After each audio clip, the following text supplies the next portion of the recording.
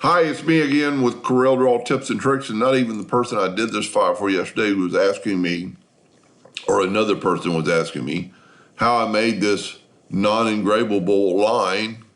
So it's because it's yellow and it's transparent, so this is not going to engrave. How I made it thicker.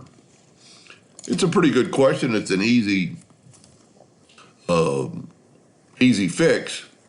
So we're going to take this thing and we're going to ungroup it. Control U. And I'm going to grab this part of the sword and I'm going to cursor it down. Now we do not need this part, so I'm going to cursor it back up. And then I'm going to left click. I'm going to right click it. I'm going to go ahead and do it in black. But then I'm going to group this together. Control G or group. And then I'm going to go to Effects, Contour. And I'm going to contour.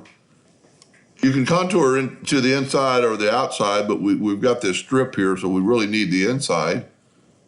0.001. And we made just a little bit of a contour. Now you can do a number of things, but the easiest thing to do would be to go to Effects, break contour apart, and grab just the inside, and then let's cursor it back. And then when we take our Smart Fill tool and fill in the black parts, they all of a sudden became thicker, much like the picture over here. So it's just contouring the lines that aren't really going to be there, but it's just taking an effect, taking up a space.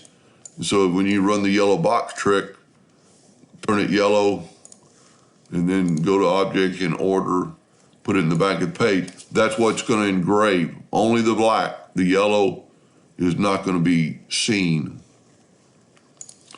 Anyway, I hope that answered their question, and thank you for watching.